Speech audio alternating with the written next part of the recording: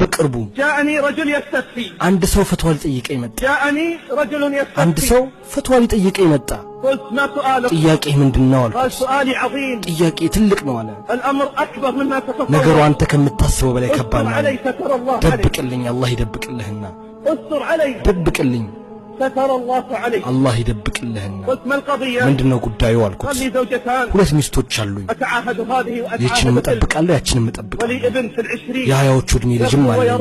ይሄዳል ይመጣል ያለምንም ጠባቂና ተቆጣጣሪ بلا حسيب وبلا ያለምንም رقيب ጠባቂና ተቆጣጣሪ أدمن شرب الخمور መጠጥ መጠጣትን አዘወተረ። أصبح مدمنا ዝሙተኛ ሆነ شرب الخمر በመጠጣቱ ምክንያት።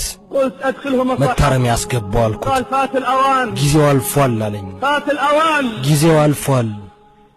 اعتدى ابني ልጄ على ابنتي ابنة 17 አስገድዶ የ17 ዓመት ልጄን ደፈራት። كان في حالة سكر شديد በጣም በብርቱ ስካር ውስጥ ነበረ። وجاء واعتدى على መጣና እህቱን ደፈረ። قلت صحح الموقف ሁኔታውን አስተካክል አልኩት። قال مضى وقت ማስተካከያው ጊዜ አልፏል አለኝ። البنت في الشهر ልጁ الرابع አራተኛ ወር ላይ ነው። تبلى من الزنا من ልጄ أخيها ከወንድሟ አርግዛ አራተኛ ወር ላይ ነች። ይህ ነው ما يحدث في بيوت المسلمين ዛሬ اليوم በቤቶቻችን እየተፈጸመ ያለው። ماذا أصنع؟ ምን ላድርግ? قال أريد أن يقام عليه القصاص በሱ ላይ ቅጣት እንዲፈጸምበት ፈልጋለሁ አለኝ። لا أريد أن أراه بعد اليوم ካሁን በኋላ ማየት አልፈልግም እሱን። لكن المصيبة ماذا أصنع ግን بالبنية؟ ችግሩ ባረገዘችው ልጅ ላይ ምን ላድርግ? ماذا أصنع بالتي تحمل في ابنها؟ ምን ላደረገች ከወንድሟ ያረገዘችው ልጅ?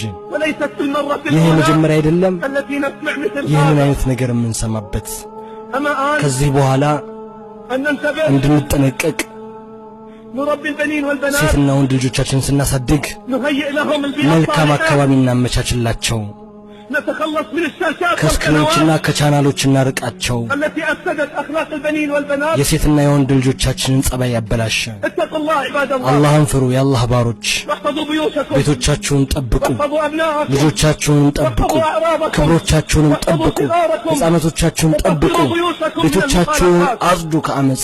قبل أن يقع الفأس على الرأس መጥረቢያው አናታችን ላይ ከመውደቁ በፊት قبل أن يقع መጥረቢያው الفأس አናታችን على ላይ الرأس ከመውደቁ በፊት اللهم هل بلغت؟ አላህ ሆይ አድርሼ ከሆነ اللهم فاشهد አላህ ሆይ አንተ መስክር።